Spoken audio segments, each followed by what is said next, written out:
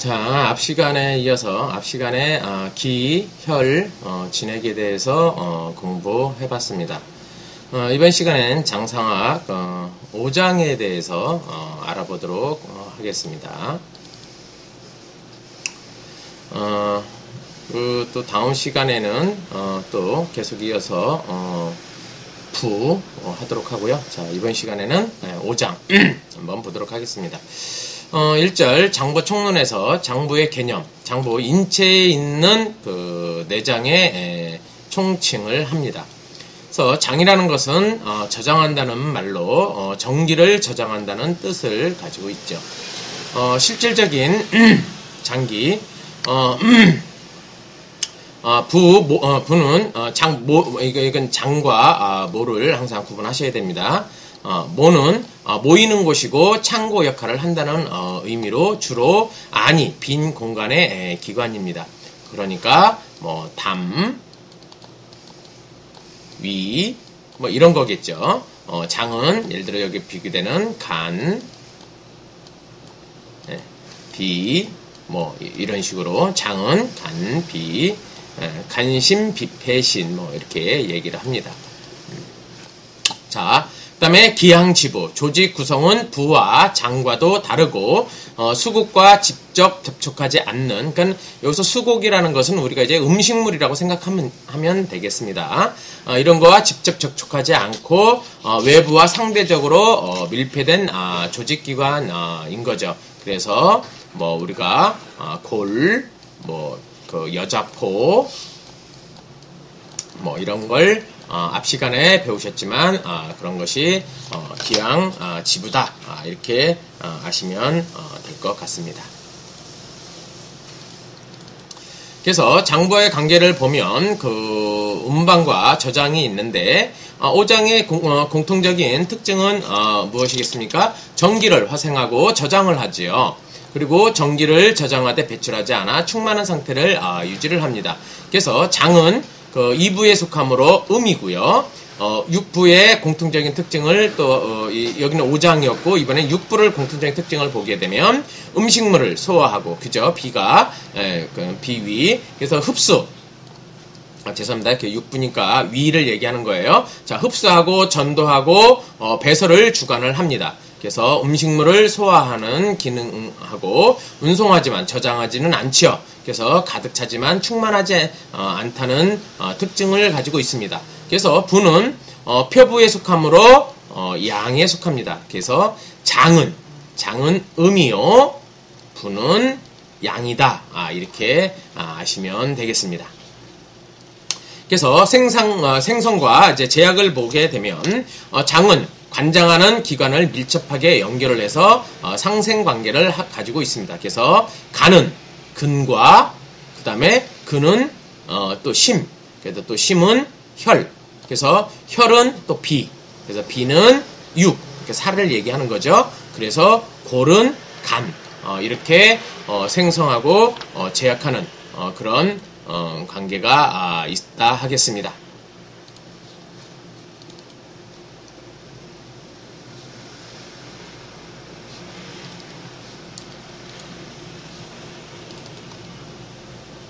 자, 그 다음에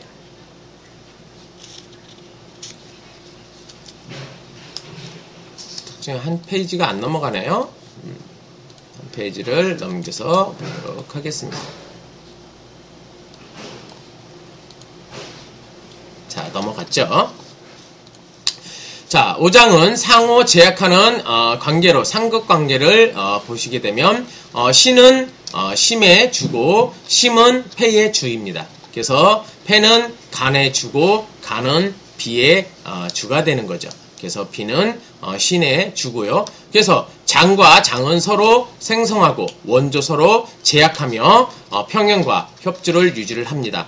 그래서 심의 이상은 혈에 나타나게 되고요. 혈의 그 이상은 비에 나타나게 된다 하겠습니다.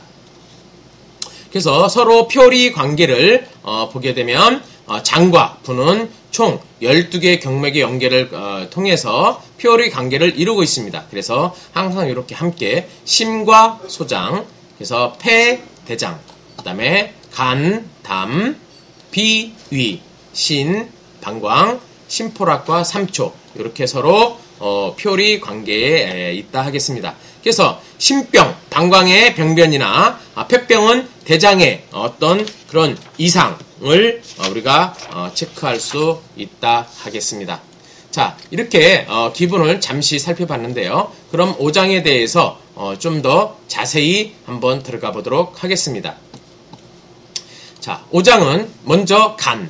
그래서 부위와 형상으로는 그 간의 횡격막 아래 오른쪽이죠. 그래서 오른쪽 협부에 위치해서 좌우로 좌우 두 옆에 위치합니다. 협부에 위치하죠. 그러니까는 그 간은 그 우리 갈비뼈라고 그러죠. 갈비뼈 그 아래에 그 오른쪽 그 협부에 위치를 합니다. 그래서 초목의 껍질이 터지면 양옆이 싹 트는 모양이라고 이렇게 적어놨는데, 그러니까 생긴 모양을 좀 얘기하는 거죠. 그래서 봄 만물에, 그러니까는 간은 항상 뭔가 새롭게 이렇게 피어나는 뭔가 새롭게 시작하는 어떤 그런 걸 가지고 있다 하겠습니다. 그래서 봄 만물의 소생을 형상화한 것을 생각하면 좀 그 간의 기운을 좀 느낄 수 있을 것 같습니다. 그래서 간의 두 옆 사이에는 그 담낭이 위치를 하고 있습니다. 생리적인 특성으로 보면 간기의 승발, 조달 특성이 있고요. 간은 봄의 기운으로 춘기이고 봄의 특징을 형상화하였습니다. 그래서 목의 특징은 뭔가 바르게 쭉 뻗어나는 곡직과 발산의 특징을 그 특성을 생각하시면 된다 하겠습니다. 그래서 간의 그 생리 기능을 보시게 되면 간은 소설을 한자를 좀 잘 보셔야 될 것 같아요. 간은 소설을 주관한다 했습니다. 그러니까 그 간주, 이게 간이죠. 간주 이게 소설인데 이 소자가 소통할 소예요. 소통한다는 거죠. 소통. 그 소통하고 요건 이게 샌다는 거니까 셀설. 셀설 한자로는 셀설 요렇게 읽습니다. 그래서 간은 그 소설을 주관하고요. 여기 써 있네요. 소통과 소설, 승발 이렇게 보시면 되겠습니다. 그래서 간기는 올라가고 펴지는 기능을 있음을 말하는 거고요. 전신의 기혈 진액을 소통, 발산시켜서 창달하는 작용을 합니다. 그래서 그런 기기를 잘 통하게 조절하고요. 기기는 앞서서 말씀드렸듯이만 기의 어떤 승강 출입 기능의 운동입니다. 그래서 간의 소설 기능은 기의 승강 출입 운동을 조절하는 작용을 하고요. 간의 소설 기능이 약하게 되면 어떻게 돼요? 기의 승발과 소통 및 창달에 장애가 생기겠죠. 그래서 기기불창, 그래서 간기울결 이렇게 한자로는 표시를 합니다. 그래서 유방과 옆구리가 찌리듯 아프고요. 아랫배 국부에 불쾌한 창통이 있죠. 그래서 간의 소설 기능이 너무 지나치게 되면 간기 상역으로 인해서 장애가 옵니다. 그러면 머리가 쳐들듯이 아프게 되고 얼굴도 붉어지고요. 눈에 충혈이 오고 흉엽이 창만 번조해서 쉽게 화도 내고 또 피도 토하고 각혈 등 정신이 혼미한 증상을 가질 수 있다 하겠습니다.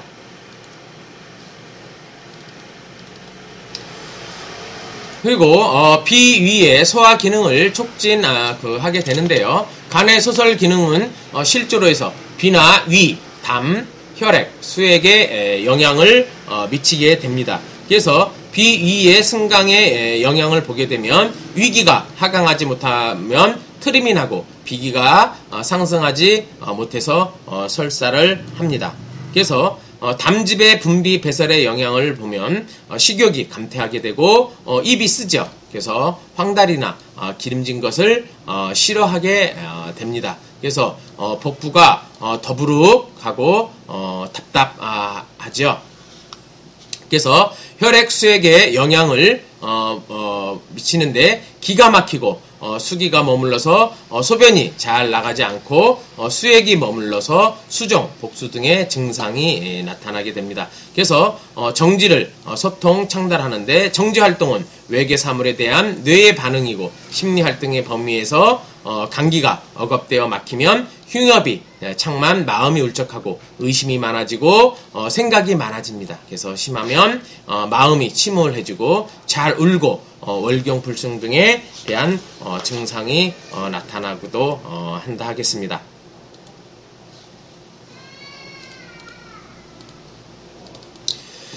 감기가 지나치게 너무 올라가게 되면 항상하면 마음이 조급해지고 화를 잘 내고요. 잠을 못 자거나 꿈이 많고 그래서 머리와 눈이 어지럽고요. 귀에서 소리가 나고 잘 들리지 않는 등의 증상이 나타나고 합니다.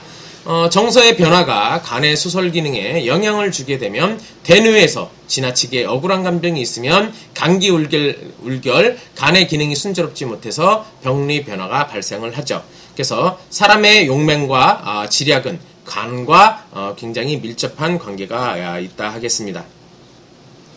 간은 혈액의 저장을 주관해서 보통 우리가 간장혈 이렇게 얘기를 합니다. 그러니까 여기는 간주장혈 이렇게 얘기한 거죠. 그래서 간장혈과 인체 혈류량의 증감 상태로 간은 인체 활동량의 증감, 강량 및 정서 변화 상태에 따라서 혈액을 저장하고 혈액량을 조절합니다. 간장혈과 장부 조직과 활동과의 관계를 보면 간혈은 장부 조직의 활동의 기본으로 장혈 기능이 부족하면 인체 기능 활동에 영향을 주고 혈의 병리 변화 발생합니다. 간혈이 부족, 눈이 어두워지고요. 간하면 눈이 어두워지고 근육 경련과 굴신, 그러니까 어떤 몸에 부자유스러운 거죠. 굴신, 부자유스럽고 월경량이 감소하고 또한 폐경도 될 수 있습니다.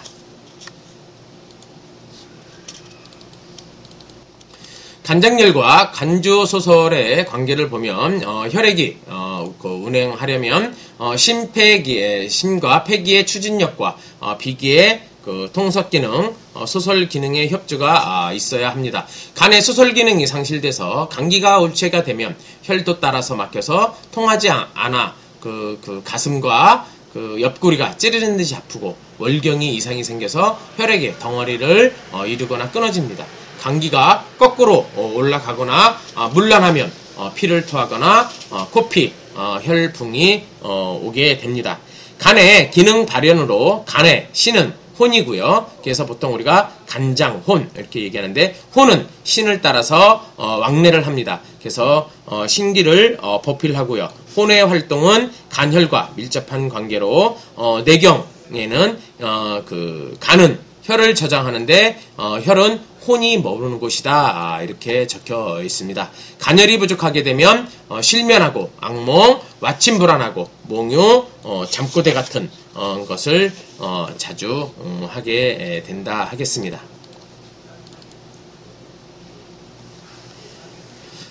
간의 지는 노하는 거고요. 그래서 죄지위노 이렇게 사자성어로 얘기합니다. 그러니까 여기 이제 성낼노자가 되겠죠. 이게 성낼노. 이건 이제 하위. 예. 그래서 노는 격동하는 감정의 변화로 간의 기능 활동과 밀접한 관계가 있습니다. 그래서 간에 음혈이 부족하거나 감기가 지나치게 왕성하게 되면 조그마한 자극에도 쉽게 노한다 할 수 있겠습니다. 그래서 임상증후를 보면 혀는 어지럽고 두통이 있고 또 면홍, 목적, 인호, 광조, 홍골 같은 이런 증상이 나타난다 하겠습니다. 간은 근을 주관하게 되는데요. 그래서 보통 우리는 간주근 이렇게 얘기를 합니다. 그래서 근이라는 것은 근막으로 뼈에 부착 관절로 모이는데요. 관절과 기육을 이어서 운동을 맡는 중요한 조직입니다. 팔다리와 몸통을 굽히고 펴고 회전하여 활동을 유지시켜 줍니다. 근의 활동은 간혈의 자양에 의존하고 근이 정상적인 운동을 유지하면 손발톱이 촉촉하고 좋은데 윤택하고 또 충만하게 차오른다 하겠죠. 하지만 간혈이 부족하게 되면 근을 길러주지 못하니까 손발이 떨리겠죠. 그래서 거기에 대한 지체, 마비도 올 수 있고요. 심하면 몸을 구부리지 못하는 증상까지 올 수 있다 하겠습니다. 간의 정화는 조갑에 그러니까 손톱, 발톱에 나타난다는 거죠. 조갑에 나타난다 해서 기와 제조 이렇게 얘기를 합니다. 그러니까 요거는 이제 그릇기, 그리고 이게 빛날화, 그죠? 그리고 이게 있을제, 그 다음에 손톱 쪽, 뭐 이렇게 기와 제조, 이렇게 손 발톱은 근의 여분이기 때문에 근은 간을 주재합니다. 그래서 손 발톱은 근의 여분이고 간혈이 충족하면 근력이 건강해지고 손 발톱도 매우 부드럽고 강하고 광택이 납니다. 하지만 간혈이 부족하게 되면 손 발톱이 연약해지고 얇아지겠죠.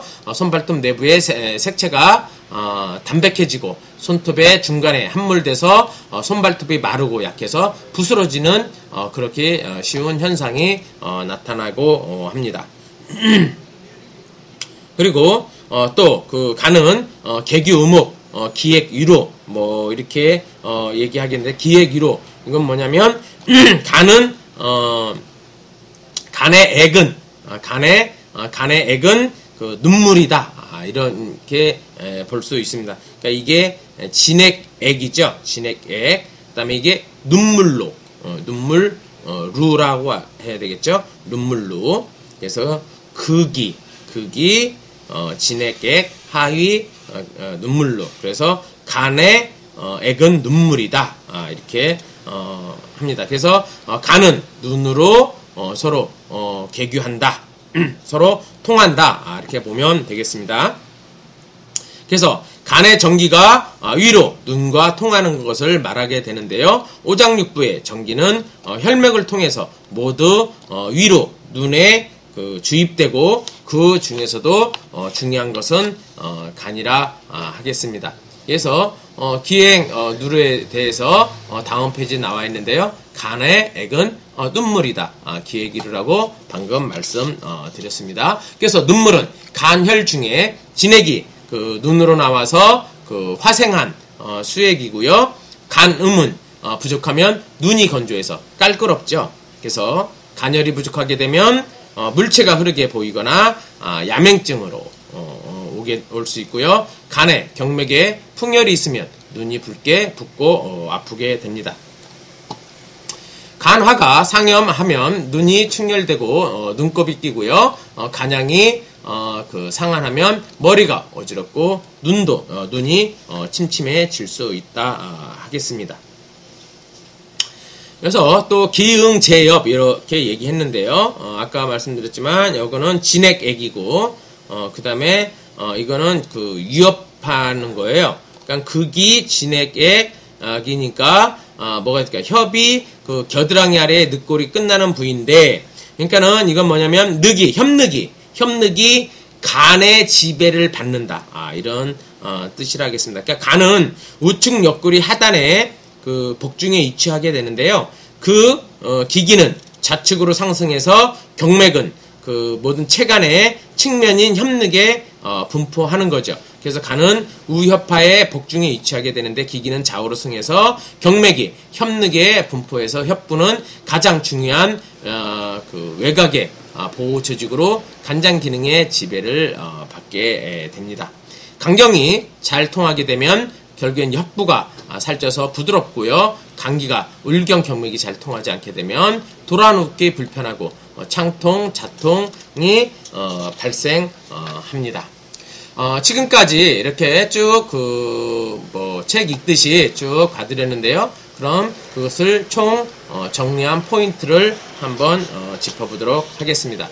간이라는 것은 주요 생리기능으로 간주소설이라고 했고요. 간장혈이라고 했습니다. 그래서 오행 대응 관계를 보게 되면 오지요. 오지가 바로 분노죠. 그래서 오액은 눈물이고 오추는 근육이라고 했습니다. 그래서 손 발톱에 나타나서 오하고요. 그래서 눈은 계규한다고 그랬죠. 눈과 계규를 하고, 그래서 표리 관계로는 간과 담이 있다 하겠습니다. 자, 5장에 그러면 우리가 먼저인 간을 살펴봤습니다. 그러면 두 번째로 이번에는 심장을 한번 보도록 하겠습니다. 심장 부위의 형상으로 보면 5장 6부 중에서 가장 중요한 위치 정중앙에 차지하고 있죠. 그래서 횡격막 위 그 가슴 한복판에 위치해서 제5 흉추에 부착되어 있습니다.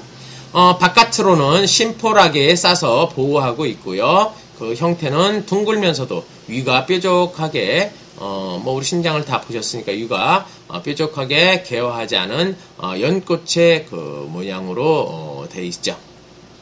그래서 이 모양을 그리면 우리가 심장 많이 그리지 않습니까? 예, 연꽃처럼 이렇게 끝에가 뾰족하게 그죠? 예, 이게 심장. 예, 그림을 잘 못 그립니다. 네. 자, 하트 모양 비슷해. 예.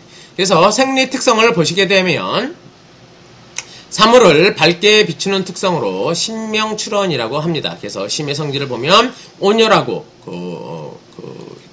꽃이 불꽃이 올라가듯이 염상. 그래서 심양은 인체를 따뜻하게 그러니까 심장이 따뜻하게 하는 역할을 하게 되고요.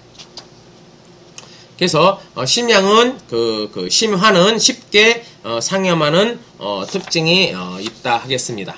그러면 생리 기능을 한번 보도록 하겠습니다. 심장의 생리 기능으로는 심의 중요한 생리 기능은 혈맥이죠. 혈맥. 그래서 정신을 주관하고요. 그래서 한 액을 주관합니다. 그래서 심은 맥과 상합하고요. 혀로 심과 혀로 경규를 합니다. 그래서 심장의 정상 여부는 얼굴에 나타나게 되고 정지는 희. 예. 그래서 여기서 심의 속성으로는 양중에 태양을 얘기하고요. 오행속상 화에 속합니다. 그래서 계절 중에서 여름과 뭔가 상통하고요. 심은 혈맥을 주관하므로 심주혈맥 이렇게 얘기를 합니다. 심은 혈액 순환을 추동 움직이는 거죠. 추동 전신으로 혈액을 뿌려주죠. 그래서 전신에 혈은 맥에서 운행되고 이 맥은 혈액이 운행되는 통로라 할 수 있겠습니다. 그래서 심기가 왕성하게 되면 심혈이 얼굴이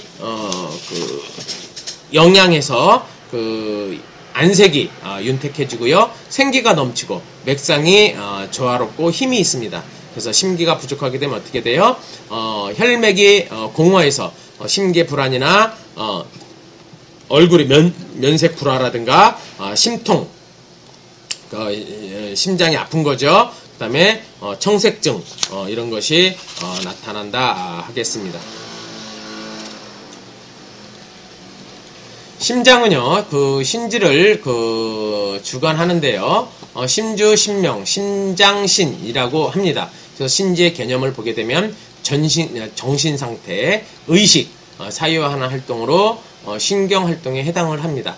그래서 심에 기혈이 충만하게 되면 심지가 명석하고 정신이 민첩해서 사물에 대한 반응이 예민하죠. 그래서 총명하고 지혜롭게 됩니다. 하지만 심장에 병이 발생하게 되면 심신이 불안해서 가슴이 두근거리거나 잘 놀라거나 잠을 이루지 못하고 또 아니면 헛소리 정신이 혼미해지거나 비해감으로 자주 발생하고 쉽고 노하게 되죠. 그래서 심양이 부족하게 되면 심계, 경고증의 증상이 나타나고요. 심음이 부족하게 되면 잠을 못 자는 불면증이나 건망증이 올 수 있습니다. 그래서 심양이 너무 올라서 치우침 너무 올라가게 되면 울고 웃는 증상이 반복돼서 미치는 거죠. 광증이 발생할 수 있다 하겠습니다.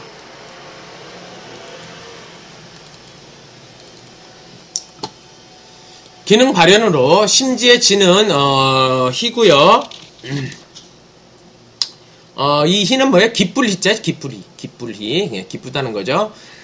심의 지는 기쁜 겁니다. 그래서 희는 심의 정지로 심정이 유쾌한 정서 표현이고요. 희열의 정도에 따라서 만족스럽고 유쾌하고 광희 등으로 표현을 합니다. 그래서 희락이 적당하게 되면 긴장이 완화돼서 마음이 편하고 쾌적하죠. 심은 중요한 거 혀로 개교합니다. 그래서 혀를 보고 심장을 우리는 들여다본다 하겠습니다. 그래서 심계, 개요설 이렇게 얘기하는데 그러니까 이건 뭐 심장이고 10개 그죠? 10개 이건 구멍, 규 이렇게 얘기합니다. 그래서 어조사 그다음에 혀설. 그래서 혀의 관찰을 통해서 심장의 생리 기능 상태를 이해할 수 있는데요. 혀의 중요한 생리 기능은 미각을 주관하고 언어를 표현을 합니다. 그래서 심의 기능이 정상이게 되면 설질은 부드럽고 윤택나죠. 미각은 예민하고 혀의 운동에 민첩해서 그 다음에 심혈이 부족하게 되면 설질이 담백하거나 아니면 심하가 위로 솟아서 심음이 허하게 되면 설질이 다 붉다 심하면 결국엔 설체가 미란 합니다. 그래서 심혈이 우열돼서 막히게 되면 혀는 어두운 암자색으로 띠거나 어혈에 반점이 생긴다 하겠습니다.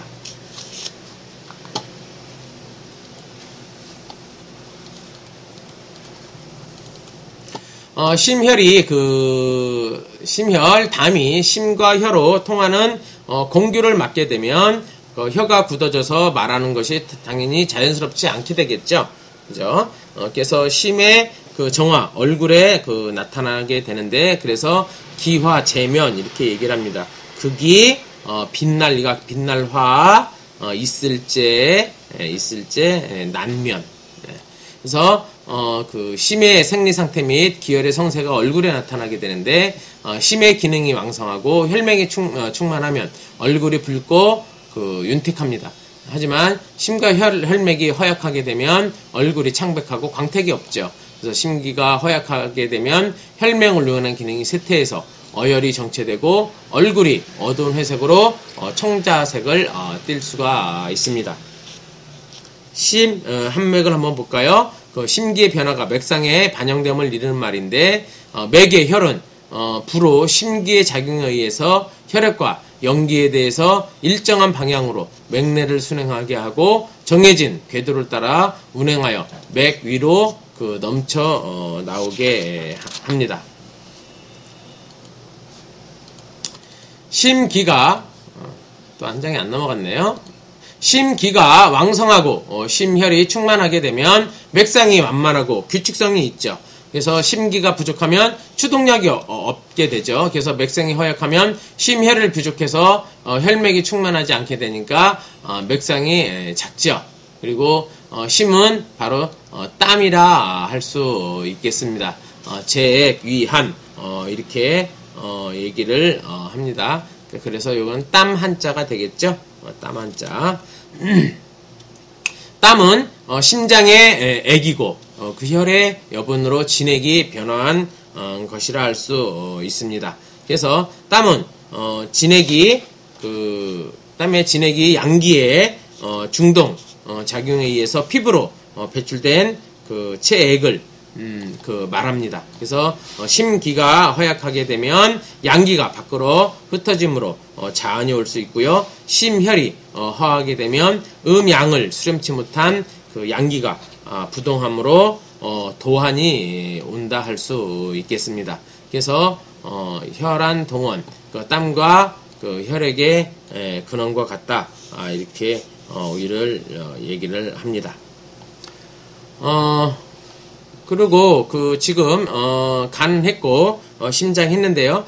간단하게 이 교재에는 없습니다만 심포에 대해서 또 얘기 안 할 수 없으니까 이것도 뭐 장에 들어가니까요. 심포에 대해서 간단히 말씀 드리도록 하겠습니다. 심포에 대한 어떤 생리 기능으로 보면 심포락은 심장을 보호하겠죠.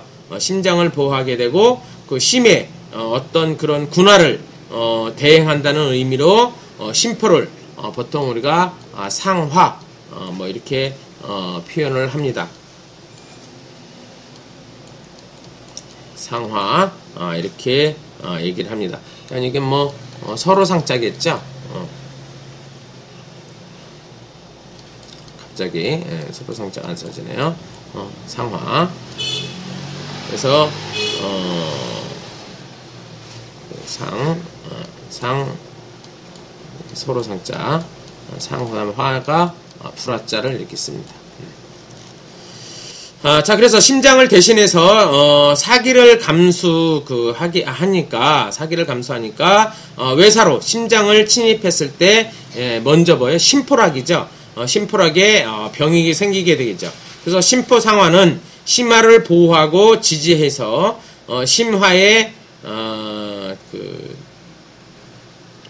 밝은 주명과 혈맥의 추동을 가능케 한다. 이렇게 생리 기능을 아시면 될 것 같습니다. 심포가 또 있다는 것을 우리 선생님들이 아셨으면 합니다. 자, 그러면 이렇게 얘기한 거를 포인트로 한번 심장에 대한 포인트로 한번 정리해 봤습니다. 주요 생리 기능이 뭐라고 그랬죠? 심주혈맥이었고요. 심장은 심주신지라고 그랬고, 그래서 기쁘게 나타나고, 그것은 땀, 그죠? 그래서 그 흐르는 맥, 그 다음에 얼굴에 나타나고, 그 다음에 혀를 들여다봐서 알 수 있고, 표리 관계는 소장이라 하겠습니다. 조금 전에 얘기한 그 심포의 표리 관계는 그러면 3초가 되겠죠. 심포의 얘기했는데, 심포의 3초 관계는 3초가 될 겁니다. 그죠? 자, 그러면 이번엔 간 했고 비 했으니까 이번엔 심장 했죠. 그러면 비를 해야 되겠네요. 비를 또 한번 들여다보도록 하겠습니다. 비는 비는 횡격막 아래 우리가 복부라고 그러죠. 횡격막 중초. 거기를 이제 이 3초 중에서도 상초, 상중하, 그죠? 예. 중초, 하초, 이렇게 구분을 합니다. 보통 이 상초는요, 우리 사람 몸에 있는 유두, 젖꼭지라고 그러죠? 젖꼭지, 예. 예를 들어서, 그림을 너무 못 그렸네. 예. 좀 비슷하게 이렇게 그리도록 하겠습니다. 자, 허리라고 그러고요. 여기 이제 목이라고 그러고. 여기 머리가 있다고 그러고요. 자, 그러면 여기가 배꼽이 있겠죠. 그래서 그 상초는 이 젖꼭지 위에를 보통 우리가 상초라고 합니다. 그러면 여기 배꼽과 이 젖꼭지 이 사이를 우리는 중초라고 하죠. 그 다음에 이 배꼽 이 밑으로 단전 밑으로 여기를 우리는 하초라고 이렇게 보통 구분을 합니다. 그래서 그 비는 이 중초 부위에 있다, 이런 거죠. 그래서 현대 해부학의 이제 그 췌장을 말하는 것은 사실 아니에요. 그리고 그 기능 면에서는 비장과 췌장의 기능을 포함을 합니다. 그래서 비장이라는 것은 임파기관으로 그 혈액을 저장하고 수명을 다한 적혈구를 파괴하고 항체를 생산해서 면역 반응에 관여를 합니다. 그래서 췌장은요, 체액을 분비해서 소화에 관여, 그래서 외분비선인 동시에 인슐린을 분비, 혈중의 포도당을 조직의 당원으로 바꾸는 내분비선입니다. 그래서 생리 특성을 보게 되면 비는 조를 좋아하죠. 마른 것을 좋아하는 거죠. 하지만 젖은 거, 습을 싫어합니다. 그래서 비희조, 악습, 이렇게 얘기를 했죠. 그래서 비의 성격은 음토로 태음습에 속하고요. 습과 친화성이 있기 때문에 가습 해지기 쉬운 어떤 속성을 가지고 있다 하겠습니다.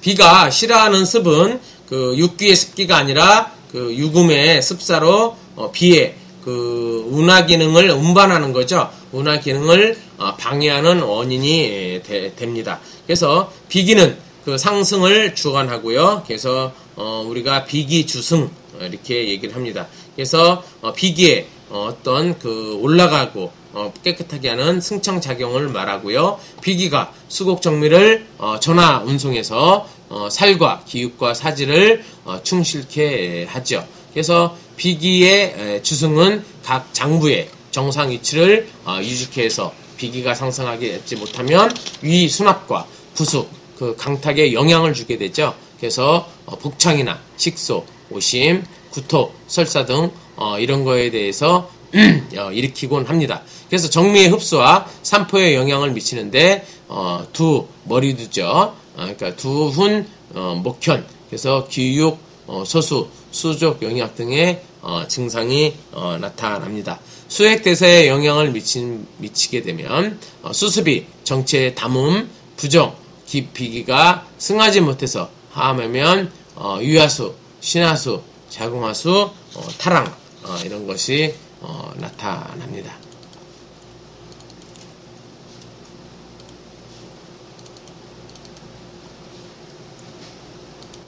비의 생리 기능을 보게 되면 비는 운하를 주관하죠. 그래서 음반수송하고 변화시키고 소화하고 흡수를 합니다. 음식물의 그 소화, 그 흡수와 영양물질의 운송을 비가 주관한다고 할 수 있겠습니다. 그래서 수곡정미의 그 운하를 보고요.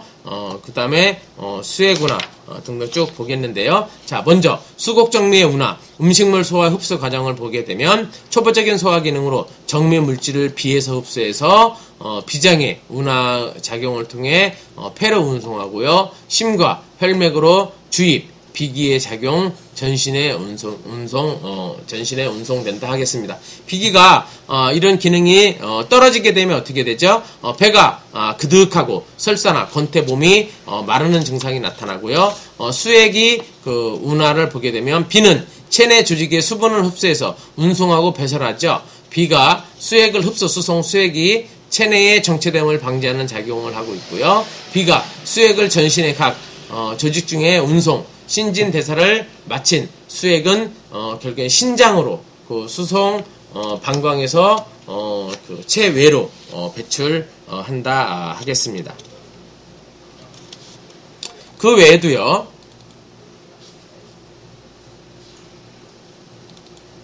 비의 수습을 그 운하 기능이 상실하게 되면요. 수액이 그 장과 위의 그 정체로 그 설사를 하게 되고 또 소변이 잘 나가지 않는 증상이 생기게 됩니다. 수습이 피부로 넘쳐 나가지 못하게 되게 되면 수정, 수습이 복강 내에 정류가 되면 배에 물이 차는 증상도 나타납니다. 그래서 두 번째로 비는 통혈을 주관한다 했습니다. 비주 통혈.